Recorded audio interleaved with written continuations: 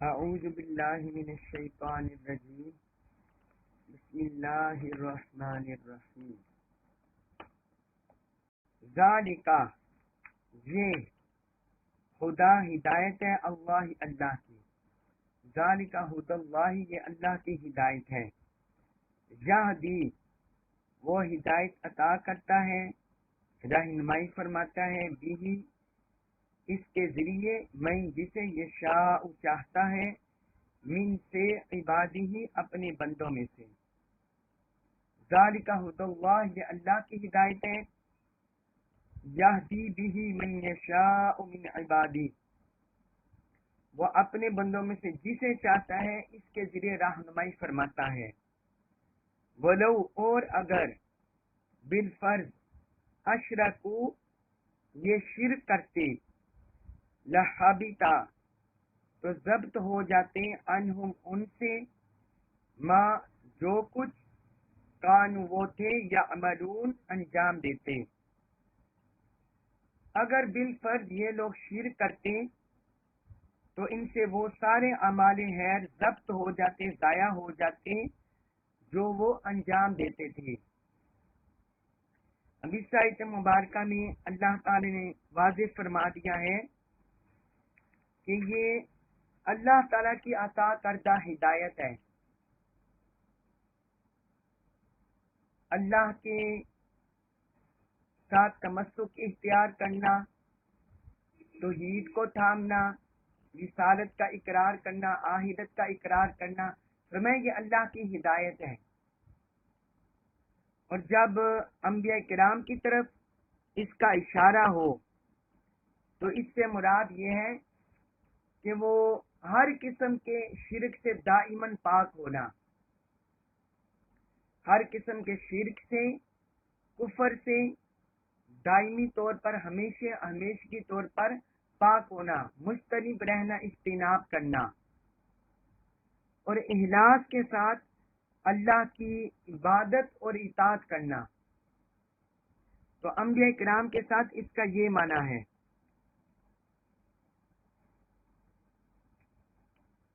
تو فرمائے یہ اللہ کی ہدایت ہے جس کے تحت اس نے اپنے نبیوں کو سرفراز کیا یہدی بہ من یشاء من عبادی وہ اپنے بندوں میں سے جسے چاہتا ہے اس کی رہنمائی فرما دیتا ہے اس کے ذریعے ہدایت عطا فرما دیتا ہے تو فرمایا اس کا مالک وہی ہے تو اب انبیاء کرام کی طرف اشارہ ہو گیا تو اس کا مراد یہ ہے کہ انبیاء کرام کو نبوت اور رسالت عطا کرنا اور اللہ تعالیٰ کی ہدایت پر استقامت عطا فرمانا یہ خاص اللہ تعالیٰ کی ملکیت میں اس کی قدرت میں ہے وہ اس کے ذریعے جسے چاہے رہنمائی عطا فرما دے جسے چاہے ہدایت عطا فرما دے ایک اس کا معنی یہ ہے اور دوسرا اس کا معنی یہ ہے کہ اپنی انبیاء کرام کے ساتھ ان کی رسالت کے ساتھ اور توحید کے ساتھ جسے چاہے اللہ تعالیٰ جوڑ دے یہ اللہ تعالیٰ کی قدرت میں اس کی ملکیت میں ہے وہ مالک ہے پھر آگے فرمایا وَلَوْ أَشْرَكُوا لَحَبِطَ عَنْهُمْ مَا كَانُوا يَعْمَلُونَ کہ اگر بالفرض یہ لوگ یہ جلیل القدر انبیاء کرام اگر شرک کرتے تو جو کچھ یہ کر رہے تھے ان کے اعمال ضائع ہو جاتے تو جس طرح میں نے آپ کو پچھلے لیکچر میں بھی بتایا کہ انبیاء کرام پاکیزہ دلوں کے مالک ہوتے ہیں اس لیے اللہ تعالیٰ انہیں نبوت اور رسالت کے منصب پر بٹھاتا ہے کیونکہ وہ اس اہل ہوتے ہیں اور ساری مخلوقات میں سے چنیدہ ہوتے ہیں منتخب ہوتے ہیں تو یہاں جو اللہ تعالیٰ نے ان کی طرف اشارہ کر کے بیان فرمایا کہ اگر وہ شرک کرتے تو اس سے دراصل امت کو ان کی امت کو خبردار کرنا مقصود ہے اور امت کو تنبیہ کرنا مقصود ہے کہ اگر ان کی بھی گرفت ہو سکتی تھی تو پھر تمہاری بدرجہ عتم گرفت ہو سکتی ہے کیونکہ وہ پاک باز ہیں پاک دل ہیں لہذا اس سے شرک سے کفر سے محفوظ ہیں تو اس لیے ہر امت کو اللہ تعالی نے خبردار کیا کہ تم ان جیسے نہیں ہو، تمہارا مقام تمہارا منصب ان جیسا نہیں ہے، اس لیے تمہیں شرک سے کفر سے ہر دم ہر لحاظ سے بچ کے رہنا ہے، اپنے دامن کی حفاظت کرنی ہے، اپنے ایمان کی حفاظت کرنی ہے۔ تو یہاں اللہ تبارک و تعالی نے اس کو بیان فرمایا۔ پھر آگے فرمایا سورۃ الانعام آیت نمبر 89،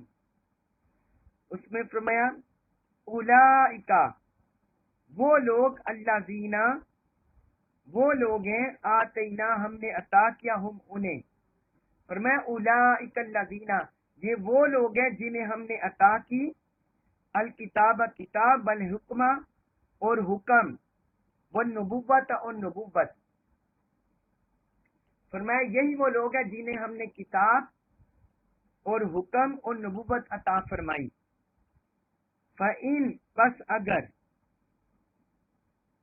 یکفر، انکار کر دیں، بیہا، ان باتوں سے، ہؤلائی، یہ لوگ، یعنی یہ کفار، اگر ان باتوں کا انکار کر دیں، فقد، تو بے شک، وکلنا، ہم نے مقرر کر دیا، بیہا، ان پر، قومن، ایسی قوم کو، لیسو، نہیں ہے، بیہا، ان کے ساتھ، بکافرین، انکار کرنے والی۔ فرمایا اگر یہ لوگ ان کا انکار کر دیں، ان صفات کا، ان باتوں کا، ان باتوں پر ایمان لانے سے اگر انکار کر دیں، تو ہم نے ان پر ایسی قوم کو مقرر کر دیا ہے جو ان کا انکار کرنے والے نہیں ہیں، جو ان کا انکار کرنے والے نہیں ہیں۔ اب اس آیت مبارکہ میں اللہ تعالی نے انبیاء کرام کے جو اوصاف ہیں اور جو ذمہ داری منصب ہے اس کا ذکر کیا ہے۔ فرمایا یہ وہ لوگ ہیں، یہ وہ طبقہ ہیں جنہیں ہم نے کتاب عطا کی، جنہیں ہم نے کتاب عطا کی۔ حضرت ابراہیم علیہ السلام کو صحائف عطا کیے گئے، اس طرح بہت سے انبیاء کرام کو اور صحائف عطا کیے گئے۔ حضرت موسیٰ علیہ السلام کو تورات عطا کی گئی، حضرت داؤد علیہ السلام کو زبور عطا کی گئی، حضرت عیسیٰ علیہ السلام کو انجیل، اور حضرت محمد صلی اللہ علیہ وسلم پر قرآن اتارا گیا۔ تو فرمایا یہ وہ لوگ ہیں جنہیں ہم نے کتاب عطا کی، یعنی کسی کو کتابی شکل میں اللہ کی طرف سے ہدایت اتری اور کسی کو صحیفوں کی شکل میں ہدایت عطا کی گئی۔ اور دوسرا فرمایا والحکمہ، اور ہم نے انہیں حکم عطا کیا۔ حکم سے مراد ہے حکم شریعت، حکم شریعت، دین کا فہم، احکام کا فہم اور معرفت، وہ انہیں عطا کی گئی، یعنی جو کچھ ان کی کتابوں میں تھا، ان کے سائے میں تھا، اس کا فہم، اس کی دانائی، اس کی حکمت، وہ ان انبیاء کرام کو عطا کی گئی۔ اور تیسری بھی فرمائے والنبوت، اور نبوت عطا فرمائی، اور نبوت عطا فرمائی۔ نبوت کا مطلب ہے اللہ کی طرف سے غیب کی خبریں عطا ہوئی، جو انسانی آنکھ سے پوشیدہ ہے، ایمان کی خبریں، وہ انہیں عطا ہوئی، اللہ تعالیٰ کے وجود کے بارے میں، فرشتوں کے بارے میں، آخرت کے بارے میں، جہنم کے بارے میں، جنت کے بارے میں، یہ سب کچھ انہیں عطا ہوا۔ نبوت کے علوم، نبوت کا منصب انہیں عطا ہوا، اور احکام شریعت، شریعت کے احکام اور دین کے احکام، جس جس دین کو وہ لے کر آئے تھے، جس جس دین کے نمائندہ تھے، جس جس قوم کے نمائندہ تھے، تو اپنی اپنی قوم تک احکام شریعت پہنچانے کی ذمہ داری بھی ان پر عائد ہوئی۔ تو فرمایا ہم نے انہیں ان تین منصبوں کے ساتھ بھیجا، کتاب بھی عطا کی، حکم شریعت بھی عطا فرمایا، اور نبوت بھی عطا فرمائی۔ پھر آگے فرمایا فَإِن يَكْفُرْ بِهَا هَؤُلَاءِ، اگر یہ لوگ یہ کافی لوگ ان کا انکار کر دیں، ان کا انکار کر دیں، کتاب کا، حکم شریعت کا اور نبوت کا اگر یہ لوگ انکار کر دیں، فقد وکلنا بہا قوما لیسوا بہا بکافرین، تو ہم نے ان باتوں کے ماننے پر، ایمان لانے پر، ہم نے ان باتوں کو ایسی قوم کو عطا فرما دیا جو ان کا انکار کرنے والے نہیں ہیں، ان کا انکار کرنے والے نہیں ہیں۔ اس سے مفسرین نے دو تین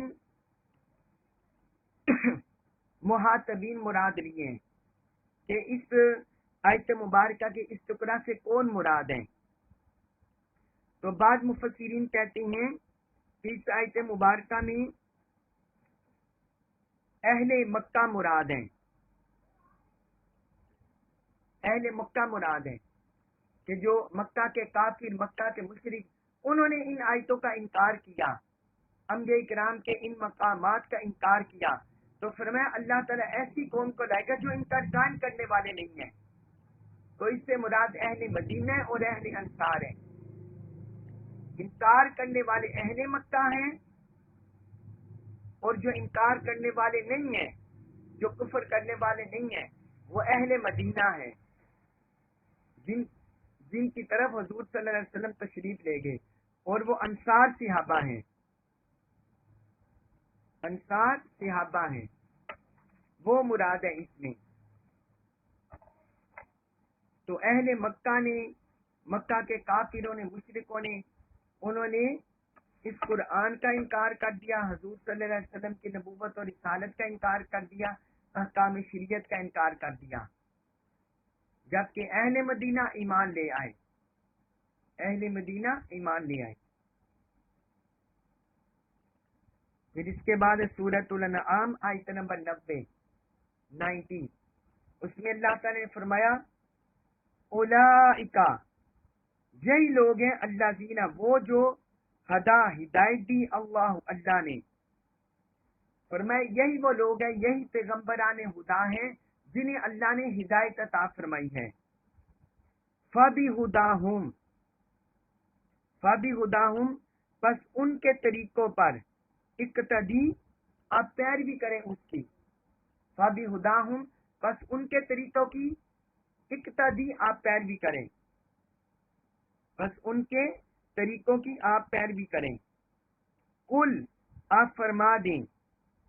لا، نہیں، اسألکم، اسألو، میں سوال کرتا کم، تم سے، آپ فرما دیں اے لوگو، میں تم سے سوال نہیں کرتا، علیہ، اس پر، اجرن، کسی اجرت کا، میں تم سے اس ہدایت کی فراہمی پر کوئی اجرت نہیں مانگتا، کسی اجرت کا سوال نہیں کرتا۔ ان،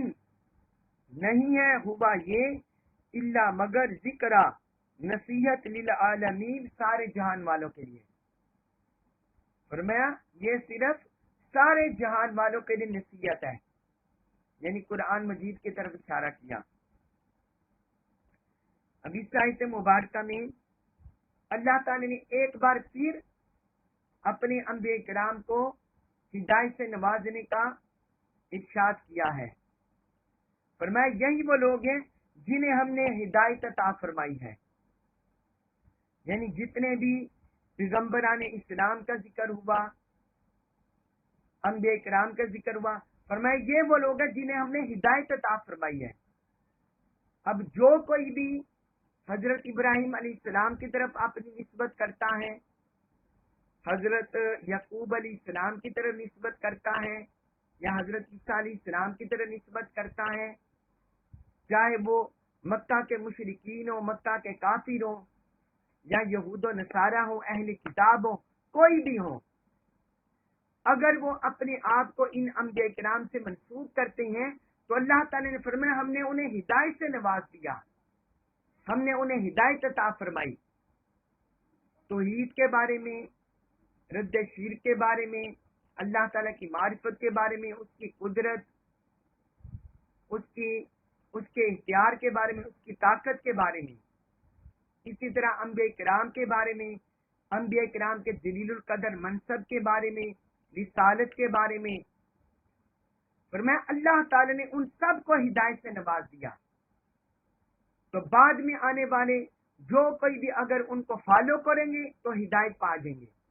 اور اگر ان کو فالو نہیں کریں گے، ان کی راہ سے ہٹ کر کوئی اور کسی اور طریقہ کے پیچھے چلیں گے، ان کی راہ سے کترائیں گے، تو وہ ہدایت پر نہیں ہوں گے۔ اس لیے آپ ان آیات میں دیکھیں کہ اللہ تعالی انبیاء کرام کی طرف بار بار ہدایت منسوب فرما رہے ہیں کہ ہم نے انہیں ہدایت دے دی، بار بار ہدایت کو منسوب فرما رہے ہیں۔ دیکھیں آیت نمبر 84، اس میں اللہ تعالی نے فرمایا کلن ہدینا، ہم نے ہر ایک کو ہدایت سے نوازا، وَنُوحًا ہدینا من قبل ومن ذریتہ، اور پھر فرمایا کہ اس سے پہلے نوح علیہ السلام کو ہدایت سے نوازا اور ابراہیم علیہ السلام کی اولاد کو ہدایت سے نوازا۔ پھر آیت نمبر 87 میں اللہ تعالی نے فرمایا وَاجْتَبَيْنَاهُمْ وَهَدَيْنَاهُمْ إِلَىٰ صِرَاطٍ مُسْتَقِيمٍ، کہ ہم نے انہیں چن لیا اور سیدھی راہ کی طرف ہدایت عطا فرما دی۔ پھر آیت نمبر 88 میں فرمایا ذَلِكَ هُدَى اللَّهِ يَهْدِي بِهِ مَن يَشَاءُ، یہی ہدایت ہے، اس کے ذریعے اللہ جسے چاہے ہدایت عطا فرما دے۔ تو اب 90 آیت میں اللہ تعالی نے چوتھی پانچویں بار ذکر کیا، فرمایا یہی وہ لوگ ہیں جنہیں ہم نے ہدایت عطا فرمائی ہے۔ یہ بار بار اللہ تعالی نے انبیاء کرام کی طرف ہدایت اس لیے منسوب کی ہے تاکہ جو بندہ بھی دنیا میں ہدایت پانا چاہتا ہے، ہدایت کو فالو کرنا چاہتا ہے، وہ ان انبیاء کرام کے طریق پر چلے،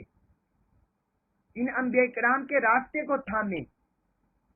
اسی سے اسے ہدایت ملے گی، نور ملے گا، صراط مستقیم ملے گا۔ تو اس سے ہمیں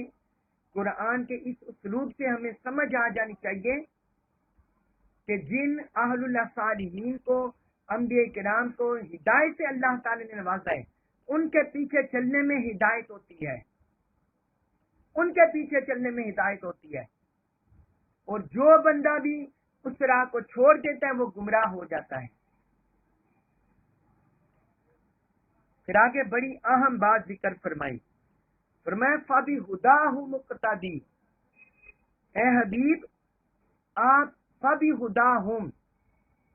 یہ ہم ضمیر یہ انبیاء کرام کی طرف لوٹ رہی ہے، جن کا ذکر اللہ تعالی نے اوپر کیا ہے 18 جلیل القدر انبیاء کرام کی طرف۔ فرمایا ان کی ہدایت کو،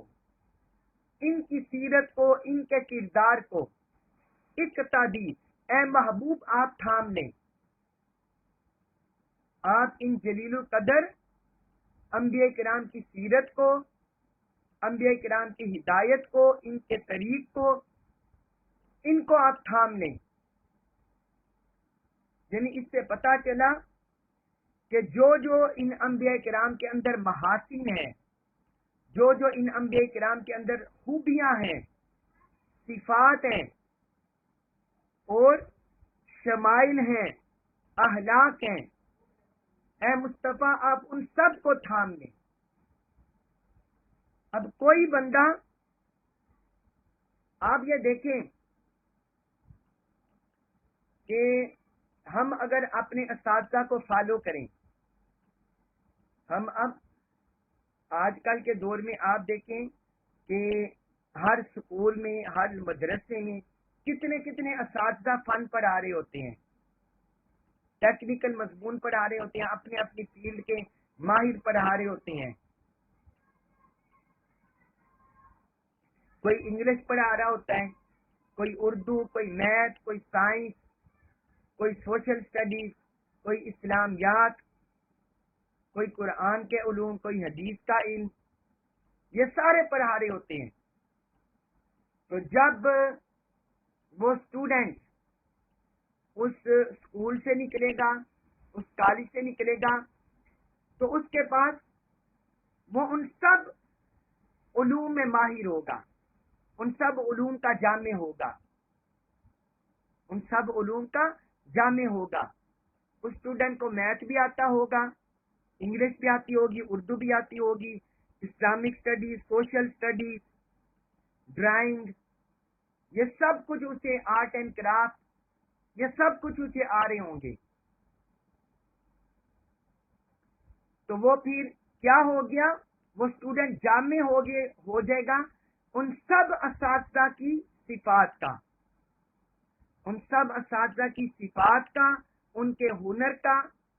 ان کے خصائص کا جامع ہو جائے گا. وہ اسٹوڈنٹ جامع ہو جائے گا، وہ طالب علم جامع ہو جائے گا. اس طرح کالج کی تعلیم لے لیں، یونیورسٹی کی تعلیم لے لیں، شریعہ کے علوم لے لیں کہ ایک ایک مدرسہ میں، جامعہ میں بہت سے علوم پڑھائے جاتے ہیں. قرآن کے علوم، حدیث کے علوم، فقہ کے علوم، عقیدہ کے علوم،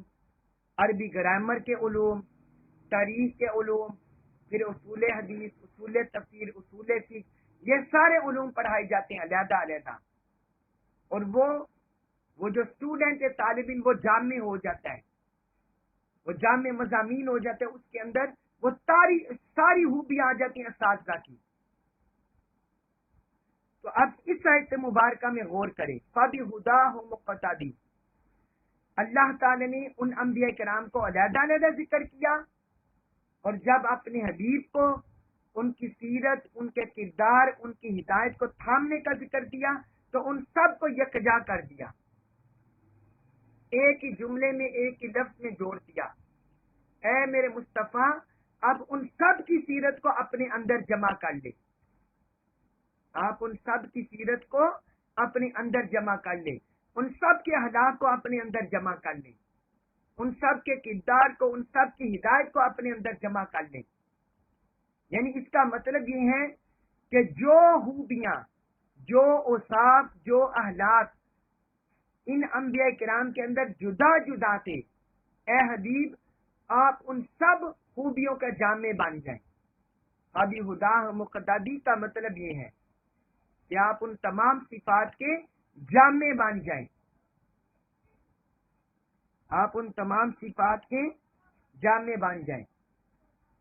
حضرت داؤد علیہ السلام اور حضرت سلیمان علیہ السلام،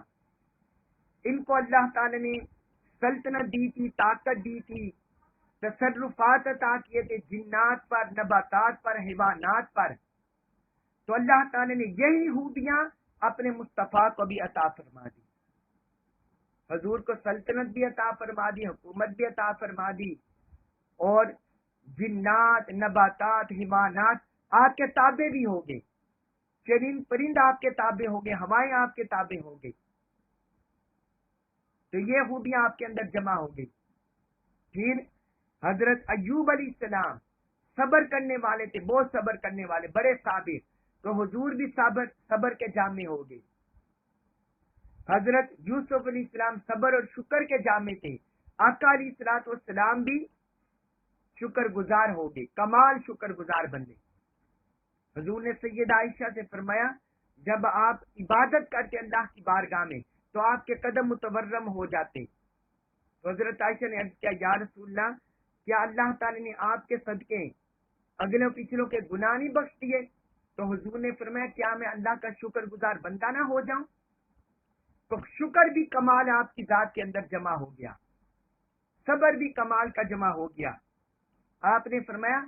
کہ جس طرح گزشتہ انبیاء کرام کو تکلیف دی گئی تو مجھے سب سے بڑھ کر تکلیف دی گئی،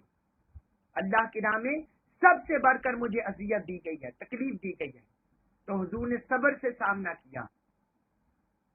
پھر حضرت زکریا، حضرت یحییٰ، حضرت عیسیٰ اور حضرت الیاس علیہ السلام وہ زہد کے، ورا کے جامع تھے. تو اللہ تعالی نے آپ کو بھی ظہر میں کمال عطا فرما دیا، مقام زہد ورا میں. حضرت اسماعیل علیہ السلام پر صدق کا غلبہ تھا، صدق گوئی، سچ گوئی. تو آقا علیہ الصلوۃ والسلام صادق اور امین تھے، نبوت کا اعلان کرنے سے پہلے، بعثت سے پہلے. حضرت ایوب علیہ السلام گریہ ازاری کرنے والے تھے اللہ کی بارگاہ میں، اور آقا علیہ الصلوۃ والسلام بھی اللہ کی بارگاہ میں حد درجہ گریہ ازاری کرنے والے تھے. یعنی بتانے کا آپ کو مطلب یہ ہے کہ گزشتہ انبیاء کرام جن صفات کے جن اخلاق کے جامع تھے اللہ تبارک و تعالی نے ان تمام صفات اور اخلاق کا جامع اپنے محبوب کو بنا دیا. اس لیے یہاں فرمایا فَبِهُدَاهُ مُقْتَدِي، اے مصطفیٰ آپ ان کی ہدایت کو، ان کے اوصاف کو تھام لیں. ایک شاعر کا شعر ہے، حسن یوسف دم عیسیٰ ید بیضا داری، حسن یوسف دم عیسیٰ ید بیضا داری، آنچے ہوبا ہما داری تو تنہا داری. کہ جس طرح حضرت یوسف علیہ السلام کا حسن، حضرت عیسیٰ علیہ السلام کا دم کرنا، ان کا معجزات، اور حضرت موسیٰ علیہ السلام کا چمکتا ہوا ہاتھ، تو یہ معجزات ان تمام انبیاء کرام میں منفرد تھے، علیحدہ علیحدہ جمع تھے. اور اے مصطفیٰ آپ کے اندر اللہ تعالی نے ان تمام معجزات اور خصائص کو جمع فرما دیا. یہ اس شعر کا یہ مطلب ہے، حسن یوسف دم عیسیٰ ید بیضا داری، آنچے ہوبا ہما دارن تو تنہا داری. پھر آپ صلی اللہ علیہ وسلم نے فرمایا ایک حدیث میں، فرمایا مجھے اس لیے مبعوث کیا گیا ہے کہ میں صالح اخلاق کی تکمیل کروں. جتنے بھی اچھے اخلاق ہیں فرمایا ان کی تکمیل کرنے کے لیے مجھے بھیجا گیا ہے. مستدرک حاکم میں یہ حدیث ہے، جلد 2 صفحہ 613، اور مسند احمد بن حنبل میں ہے حدیث نمبر 7932 8932. اور پھر ایک حدیث میں حضور نبی اکرم صلی اللہ علیہ وسلم نے فرمایا مجھے صرف مکارم اخلاق کو پورا کرنے کے لیے بھیجا گیا ہے، یعنی اخلاق کی تکمیل، جو کمال درجے کے اخلاق ہے ان کی تکمیل کے لیے مجھے بھیجا گیا ہے. یہ مسند البزار میں حدیث ہے، حدیث نمبر 2470. پھر آگے اللہ تعالیٰ نے اس آیت میں فرمایا قُلْ لَا أَسْأَلُكُمْ عَلَيْهِ أَجْرًا، اے حبیب آپ فرما دیں کہ میں اس تبلیغ رسالت پر آپ سے کوئی اجرت نہیں مانگتا. یعنی جس طرح گزشتہ انبیاء کرام کا شیوا رہا، ان کا طریق رہا کہ انہوں نے نبوت اور رسالت کی تبلیغ پر کوئی اجرت کا سوال نہیں کیا مخلوق سے، تو فرمایا حبیب آپ بھی اعلان فرما دیں کہ جتنی بھی میں تبلیغ کر رہا ہوں اس پر کوئی اجرت نہیں مانگتا، کوئی کسی سے معاوضہ طلب نہیں کرتا. ان ہوا الا ذکر للعالمین، یہ نہیں ہے مگر سارے جہان والوں کے لیے نصیحت. فرمایا یہ قرآن سارے جہان والوں کے لیے نصیحت ہے. اس میں بھی اللہ تعالی نے فرق کر دیا اپنے محبوب میں اور باقی انبیاء کرام میں. باقی سارے انبیاء کرام اپنی مخصوص قوم کی طرف بھیجے جاتے رہے، اور ان پر جو کلام اترا، جو اللہ کی طرف سے صحیفے اترے، کتابیں اتری، وہ بھی مخصوص قوم کے لیے تھی، مخصوص زمانوں تک تھی. جبکہ حضور صلی اللہ علیہ وسلم کی نبوت اور رسالت کا زمانہ یہ لامحدود ہے، یہ پھیلا ہوا ہے قیامت تک کے لیے. اور آپ پر جو کتاب اتاری گئی ہے یہ بھی سارے جہان والوں کے لیے. اس لیے فرمائے ان ہوا الا ذکر للعالمین، کہ یہ سارے جہان والوں کے لیے نصیحت ہے. حضور صلی اللہ علیہ وسلم بھی سارے انسانوں کی طرف مبعوث ہوئے ہیں، اور اسی طرح یہ کتاب بھی سارے جہان والوں کے لیے، سارے لوگوں کے لیے، ساری مخلوقات کے لیے. اس کے بعد فرمایا سورۃ الانعام آیت نمبر 91 اس میں اللہ تعالی نے فرمایا وما، اور نہ، قدروا، انہوں نے قدر جانی اللہ کی، اور انہوں نے اللہ کی قدر نہ جانی، حقا جس طرح کی قدر ہی اس کی قدر کا حق ہے. اور انہوں نے اللہ کی قدر نہ جانی جیسی قدر جاننا چاہیے تھی. اذ جب، قالو انہوں نے کہا، ما نہیں، انزلہ اتاری اللہ نے، اللہ اوپر بشرین کسی آدمی پر، من شیئن کوئی چیز بھی. فرمایا جس وقت انہوں نے یہ کہا کہ اللہ نے کسی بھی انسان پر کوئی چیز نہیں اتاری، کل آپ فرما دیں، من کس نے، انزلہ اتاری ہے الکتاب کتاب، آپ فرما دیں کہ کس نے وہ کتاب اتاری ہے، اللہ دی وہ جو جا لے کر بھی جسے موسیٰ علیہ السلام، جس کتاب کو موسیٰ علیہ السلام لے کر اسے کس نے اتارا تھا، نورن وہ روشنی تھی، وہدن اور ہدایت، للناسی لوگوں کے لیے، وہ لوگوں کے لیے نور اور ہدایت تھی، تجعلونہ تم بناتے ہو اسے قراطیسا کاغذ، تجعلونہ قراطیسا تم جس کے علیحدہ علیحدہ کاغذ بناتے ہو، تبدونہا تم اسے ظاہر بھی کرتے ہو، وتخفون اور تم چھپاتے ہو، کثیرن بہت، تم اس میں سے ظاہر بھی کرتے ہو اور تم اسے کثیر چھپاتے بھی ہو، وعلمتم اور تمہیں سکھایا گیا، ما وہ کچھ لم نہیں تعلم تم جانتے، انتم تم، اور فرمایا تمہیں وہ کچھ سکھایا گیا جو تم نہ جانتے تھے، ولا اور نہ آباؤکم تمہارے باپ دادا، اور نہ تمہارے باپ دادا، قل اللہ آپ فرما دیں اللہ نے، یعنی یہ تورات کی خوبیاں بیان ہوئی، پھر فرمایا اسے کس نے نازل کیا، فرمایا اللہ نے، آپ فرما دیں اسے اللہ نے نازل کیا، ثم پھر ذرہم آپ چھوڑ دیں انہیں، ذر آپ چھوڑ دیں، ہم انہیں، فی ہوڈہم اپنی خرافات میں، آپ انہیں چھوڑ دیں ان کے حال پر، فی ہوڈہم اپنی خرافات میں، یلعبون وہ کھیلتے رہیں، اپنی کج بحثی میں، اپنی خرافات میں وہ کھیلتے رہیں۔ اب اس آیت مبارکہ میں سورۃ الانعام آیت نمبر 91 اس آیت مبارکہ میں اللہ تعالی نے یہودیوں، اس آیت مبارکہ کا پس منظر مفسرین نے مختلف بیان کیا ہے، بعض نے کہا کہ اس آیت مبارکہ کے جو مخاطبین ہیں، جو اشارہ کیا گیا وہ مشرکین مکہ کی طرف، اور بعض نے کہا کہ اس میں یہودیوں کی طرف اشارہ ہے۔ جب ہم اس آیت مبارکہ کے سیاق و سباق پڑھتے ہیں تو اس آیت مبارکہ کے معنی و مفہوم سے تو ہمیں پتہ چلتا ہے کہ اس میں یہودیوں کی طرف اشارہ ہے۔ تو فرمایا کہ انہوں نے اللہ کی وہ قدر نہ کی جیسی قدر کی جانی چاہیے تھی، اس میں اللہ نے اپنی قدر کی طرف، اپنی شان کی طرف، اپنی جلالت کی طرف، اپنی معرفت کی طرف اشارہ کیا ہے۔ فرمایا وہ اتنے اللہ کے ناقدرے ہوئے ہیں اور اللہ کی معرفت سے اس قدر ناشناس ہوئے ہیں کہ اللہ تعالی نے انہیں تورات بھی عطا کی، انہیں زبور بھی عطا کی، انہیں انجیل بھی عطا کی، بنی اسرائیل کے جلیل القدر انبیاء کرام ان کے اندر تشریف لائے اور بہت بڑے اعلی معجزات انہیں عطا ہوئے، اعلی معجزات انہیں عطا ہوئے، حضرت موسیٰ علیہ السلام کے معجزات، پھر حضرت عیسیٰ علیہ السلام کے معجزات، پھر حضرت داؤد علیہ السلام کے معجزات۔ تو اتنے اہل یہود کے اندر، بنی اسرائیل کے اندر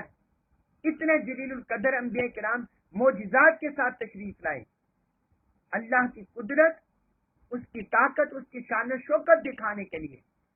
مگر فرمایا وہ بد نصیب نکلے، انہوں نے اللہ کی قدر نہ کی، اللہ کے قدر شناس نہ بنے، اس کی معرفت نہ پہچانی۔ اب یہ کہنے کو تو یہودیوں کی طرف اشارہ ہے، اہل کتاب کی طرف اشارہ ہے، بنی اسرائیل کی طرف اشارہ ہے، لیکن اس میں ہم مسلمان بھی مخاطبین ہیں کہ ہمیں جو قرآن ملا، حضور صلی اللہ علیہ وسلم کی بعثت ہمارے اندر ہوئی، کیا ہم نے بھی اللہ کی معرفت حاصل کیا یا نہیں، اللہ کو پہچانا یا نہیں، اس کی عبودیت، اس کی بندگی، اس کا حق عبادت، اس کا حق عبدیت، کیا ہم نے یہ ادا کیا یا نہیں، یا دنیا کے مفادات میں، دنیا کے جھگڑوں میں، دنیا کے بہانوں میں، دنیا کی لذات میں، خواہشات میں کہیں ہم بھی تو نہیں پھنس گئے، کہیں ہم بھی تو اللہ کی قدر شناسی سے غافل تو نہیں ہوگے؟ کہیں ہم بھی تو اللہ کی بندگی سے غافل تو نہیں ہوگے؟ تو اس کے معاتبین ہم بھی ہیں، ہم سے بھی اللہ تعالیٰ، کیونکہ قرآن ہم پر نازل ہوا ہے، حضور صلی اللہ علیہ وسلم پر نازل ہوا ہے، اور آقا نے ہم تک یہ پیغام پہنچایا ہے، تو ہمیں ان کی طرف بھی دیکھیں، یہ قرآن کے جو مخاطبین ہیں ان کی طرف دیکھیں، لیکن سب سے پہلے ہم نے اپنے گریبان میں بھی جھانکنا ہے کہ جیسی انہوں نے بے قدری کی، کہیں ہم بھی تو اللہ کی ناقدری نہیں کر رہے اس ذات کی، اس کے احکام سے منہ پھیر کر، اس کی عبادت سے، اس کی اطاعت سے، اس کی محبت سے غافل ہو کر؟ تو فرمایا انہوں نے ناقدری کی، جیسے اللہ کی قدر کرنی چاہیے تھی انہوں نے قدر نہیں کی۔ پھر آگے فرمایا، اب اللہ تعالیٰ نے اس کی دلیل دی، فرمایا جس وقت انہوں نے کہا کہ اللہ نے اپنے بشر، اللہ نے کسی انسان پر کوئی چیز نہیں اتاری، اس کا پس منظر تو ایک یہودی کا واقعہ ہے، ایک یہودی کا واقعہ ہے۔ حضور صلی اللہ علیہ وسلم نے اس یہودی سے فرمایا کہ تمہاری تورات میں، کیا تم نے تورات میں نہیں پڑھا کہ اللہ موٹے عالم کو پسند نہیں کرتا، موٹاپے کو اور موٹے کو اللہ پسند نہیں کرتا؟ تو اس پر وہ غضبناک ہو گیا، غصے میں آ گیا، وہ بندہ، وہ عالم موٹا تھا، تو اس پر غصے میں آ گیا، کہنے لگا کہ اللہ نے کوئی چیز بھی نہیں اتاری، اس نے اللہ کے کلام کا انکار کر دیا۔